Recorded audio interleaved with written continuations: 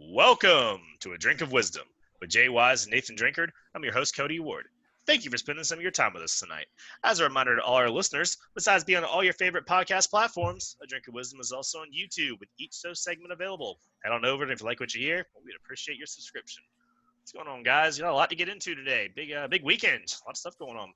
Yeah, big weekend. Finally, I feel like it's been a minute since we did a Tuesday show. Let's go do it. Mm-hmm. Let's talk some sports, baby. You know what it is. Before we get too far, I want to say Happy Veterans Day to everybody. Tomorrow's Veterans Day, so we won't get back on the air until after Veterans Day has passed. Happy Marine Corps birthday for all my fellow Marines out there. I'm sorry, Jay. I know how you feel about that, but I had to slide that in right quick. So you know what it is. Pull up a seat. We got to speak. Let's roll, baby. All right, on episode 14, to a best Kyler, the Jets are besting no one, and we recap the weekend in college football. We'll go ahead and start tonight with a look at the shocking outcome of Sunday Night Football. The New Orleans Saints hit the road and fired the cannons all over Raymond James Stadium, defeating the Bucs 38-3.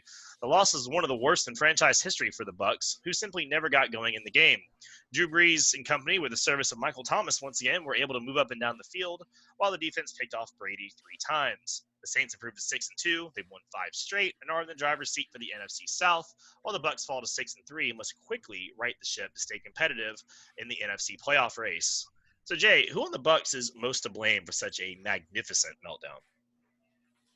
First of all, I just want to say you're right on the money with how you worded this. I think the word is shocking.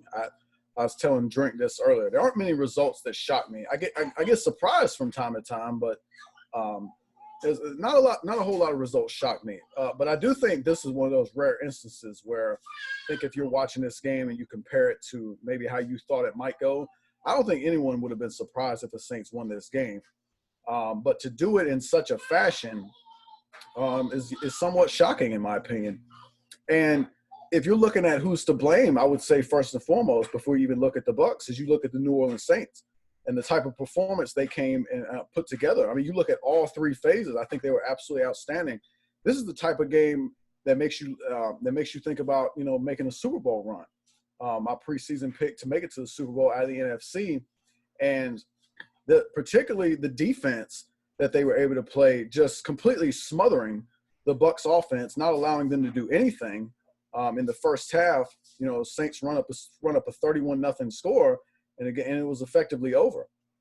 But you look at, some of I thought the Saints on both sides, they dominated the line of scrimmage. You look at Cameron Jordan and Trey Hendrickson beating some of these Bucs offensive linemen, making Tom Brady uncomfortable, not allowing some of these receivers in this vertical game to get downfield. And then you look at Marshawn Lattimore, some of the work he was able to do against Mike Evans. Although I guess, depending on if you listen to Bruce Arians, was he open? Maybe he was open. Maybe he didn't have time to give him the ball. But when you look at, on the other hand, when you look at the Tampa Bay Buccaneers and you look at who's to blame, well, I don't think you look at any one individual and say, put it all on those guys. But you do, it's got to start with your coach and your quarterback. I think you have to start there. First and foremost with Tom Brady. Drink asked me this earlier. Do I think Brady's washed? I don't think Brady's washed. I don't think we can say that based off one game, because especially considering how hot he was coming into this game. But when you reach a particular age, I think that you become susceptible to these type of performances, particularly against a team the Saints are a Super Bowl caliber team. But what I will say, even though I don't think Tom Brady's washed, is there can be no excuses for this type of performance. When you consider the type of weaponry that the Bucs have invested in and surrounded him with, they are clearly going all in on this season and perhaps next season, and we don't know what's going to happen after that. But they're in a win now mode more so than any other team, I think. And when you just look across the field at what they have, when you talk about Mike Evans, you talk about Chris Godwin, you bring in Rob Gronkowski. Now you got Antonio Brown in the mix. Oh, by the way, that's the first time Antonio Brown, at least out of my mouth, has been mentioned on this program, because we got a policy, if you ain't on a roster, then you don't get mentioned. That's just how we do things around here. But he's back now. And then Ronald Jones, he's coming out the backfield. You got Leonard Fournette. I think you got LaShawn McCoy somewhere in a kitchen cabinet. He might do something for you. But you have all these different pieces on this offense. And you mean to tell me you put on this type of performance? You get beat down to this degree? The Saints have a really good, really talented defense. They have really not put it together up to this point like they did on Sunday night. But you can't excuse this. And then to Bruce Arians, to him, I was bringing this up earlier. When you look at Bruce Arians throughout his career as an offensive coordinator and as a head coach, he's pretty consistent to where he likes to push the ball down the field. So what do you need when you're trying to do that? You typically like to have a quarterback with some mobility. You like to have an offensive line that can pass protect fairly well. In this particular instance, they don't have a mobile quarterback. Tom Brady, he can move around inside the pocket, but he's not going to do much for you outside the pocket. And these offensive tackles for Tampa Bay, they worry me. I think that's the biggest worrisome thing right now.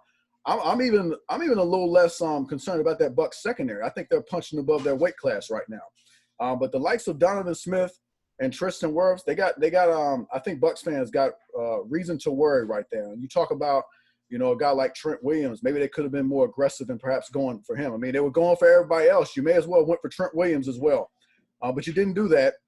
And now when you look at Bruce Arians and how he likes to push the ball down the field, you gotta be able to hold up in pass protection. And it doesn't appear against big-time pass rushers. I think Cam Jordan would fall in that. And Trey Hendrickson would play in big time as well. This can be a problem. So I think there may have to be a little bit of change in philosophy. Maybe you got to look at Chris Godwin and Antonio Brown on some of the short game and really, really pick your spots when you're trying to push the ball down the field to Mike Evans. But other than that, I also think, this was – when you look at – not only can you look at Tom Brady and criticize him, this was not a good performance from Rob Gronkowski. He didn't look good in the receiving game. He looks a little bit slower than he used to. Doesn't look quite as sure-handed. It looks like you can linebackers able to bother him a bit more. So I got to be concerned about that. But I just want to go back to the Saints real quick and just speak to their offense. I think I still have some concerns about Drew Brees, and it is primarily the arm strength. I think we still got to I still think it remains to be seen if Drew Brees can make enough plays down the field to take this team all the way. But when Michael Thomas is back, and that's a huge deal. And I think Michael Thomas, you can make the argument that he's the most valuable receiver in football. You plug Michael Thomas back in there, and you see how quickly things change for this offense. It makes Emmanuel Sanders. You see him being a little bit more available. Now you got Jared Cook. You got Adam Troutman. Who even knew who he was? Taysom Hill coming in doing his thing, and of course we know what Alvin Kamara is going to do. But it really opens up the offense. They're still going to rely on the short game primarily and running the ball. But absolutely a textbook performance. The biggest reason for the Bucs, this magnificent meltdown and beatdown, was just a flawless performance by the New Orleans Saints. All right, so I dug in a little bit on this game, and because I knew you was going to ask this question about the blame. And basically what I came up with when it came up to the blame is, so I had to work so hard, I made this pie chart, right?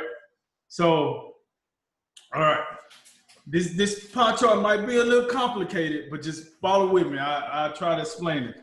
So, let me put it in there so you can get it up. There we go. So in this pie chart, right, I had to make 2 pies, right? I can see it now. we need a little contrast, that white on white. That's hard to see. I think we get what you're getting at. I think we get it. It looks like 2 hundreds. All right. So there you go. There we go. Yes, indeed. So I got my 2 pie charts. The top is Tom Brady. That's how much blame he gets for his performance. And then you got the bottom here, the rest of the Bucs, right? And that's how much blame they get, right? Here's the deal. All right. I try to be respectful. That's all I came out with.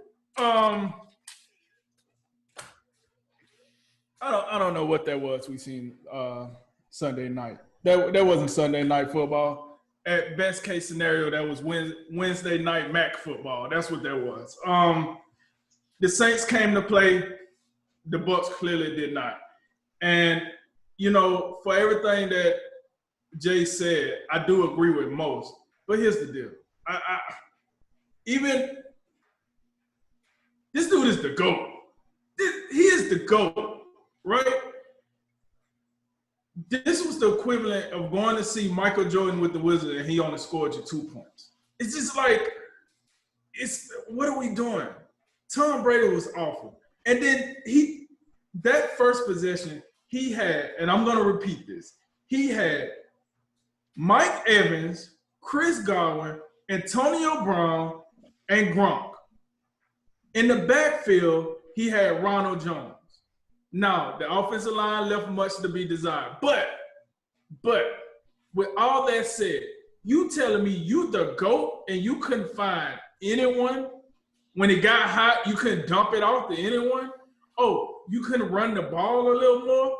And listen, to Jay's point, right? He made this point to me earlier. He said, well, do you think it's the Arians offense that's, kind of throwing Tom off? Possibly, yes.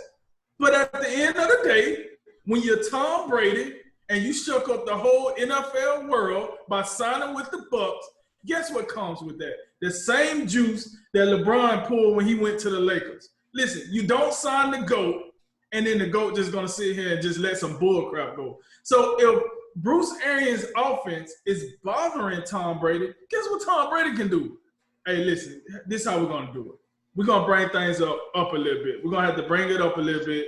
And then once we get settled in the mid-game, then we can start chucking it down the field. What's the point of bringing in Tom Brady just for him to struggle in your offense? Who does that help? It don't help Tom Brady. It don't help the Bucs franchise. It don't help Bruce Arians. It doesn't help Byron Leftwich. Who the hell does that help? Nobody. So somebody got to figure out something. Either Bruce Arians going to peel that onion back and say, do your thing, Tom, or Tom just going to keep flapping around. But somebody got to figure this out. Somebody got to figure it out. Now, the Bucs defense. Damn. Man. I don't know. I think they was probably thrown off like, damn, the Saints are really good. These dudes, they can really play. Did y'all have Michael Thomas in week 1? Yeah, for like 3 plays. Oh, we can tell y'all got him tonight. He's doing his job tonight. Whoa. Is that Emmanuel Sanders? Look, like the Bucs defense to me was just, I thought they seen how the offense was playing and they was like, you know what? If the offense is going to take the night off, so are we. Hey, we're going to pull the LSU. We're going to start playing the Thanksgiving. Like, this is what we're going to do. You know what I'm saying? Because ain't no way you can get mad at us when the GOAT and Gronk and all these guys over here on offense and they can't move the ball 20 yards. It's 3 and out after 3 and out after 3 and out. Shoot, you could trade me to the Jaguars for this mess. But here's the thing, right? I thought the linebackers played pretty good. Just like Jay said, you got a secondary that's probably punching, above their weight class, and I agree with that. But at the end of the day, I got to know. I need to know what happened. It's more to this story, all right? This might be a series on Netflix, Unsolved Mysteries, but I need to know what happened, all right? Because how do they offense get that awful in a week or 2 weeks? Did you see how bad they look? It was almost as somebody kidnapped one of Tom Brady's kids and said, hey, you going to throw this game or it's done. You know what I'm saying? Like, it was awful. It was almost staged. It was so awful. That was bad. Missed field goals. There was just, I don't know. How many times did the Bucs even get into the red zone? To that point, to just speak how awful the Tampa Bay offense was in that first half particularly, they had 7 drives in that first half. Only 1 was more than 3 plays.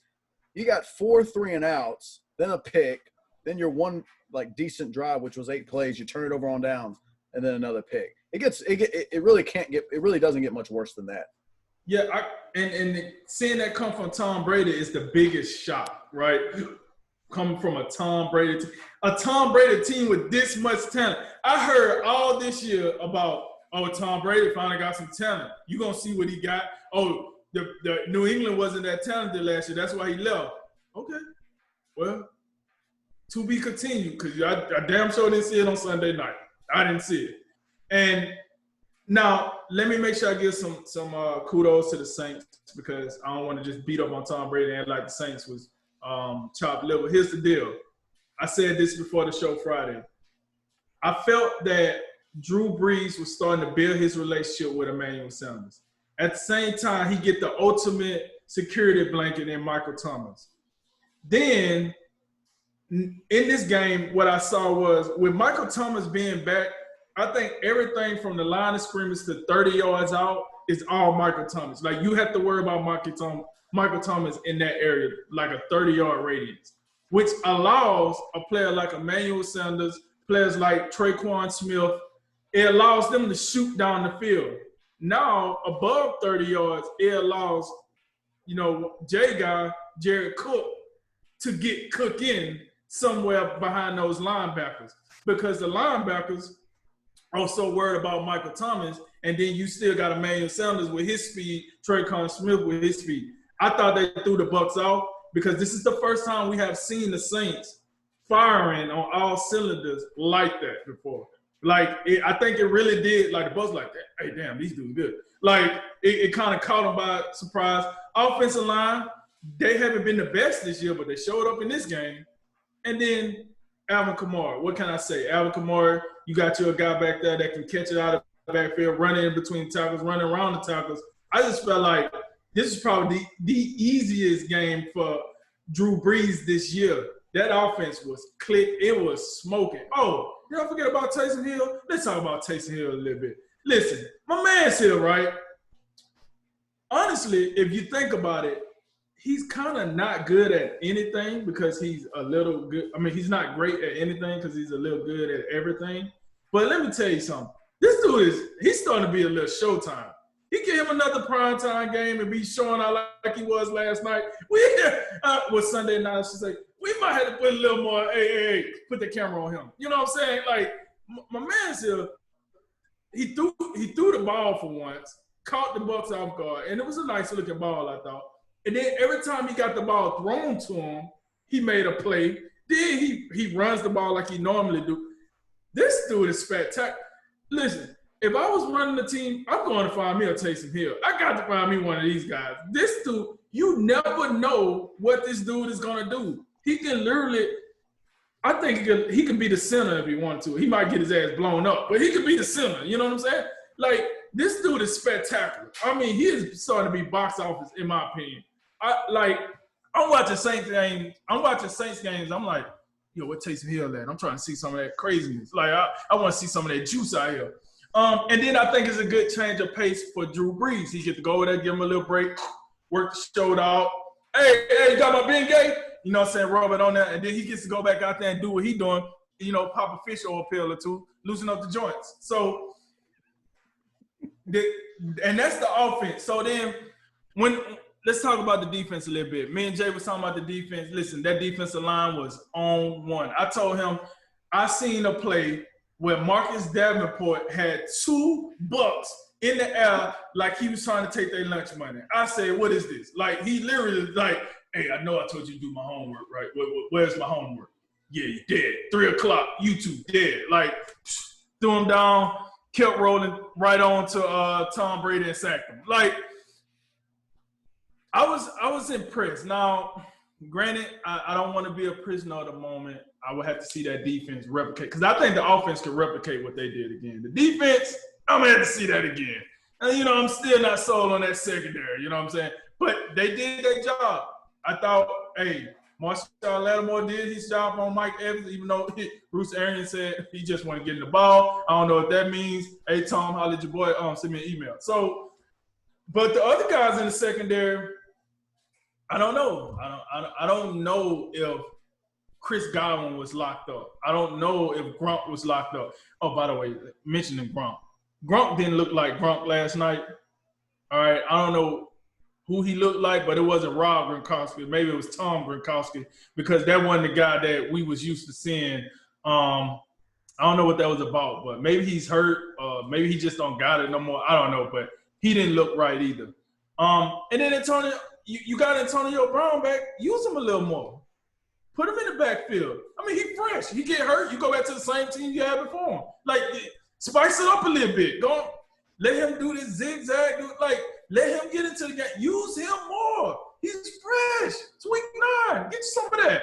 But they didn't do that either. So like my pie chart said, it ain't enough pie for me to blame it on everybody. I need more pie, because this was crazy.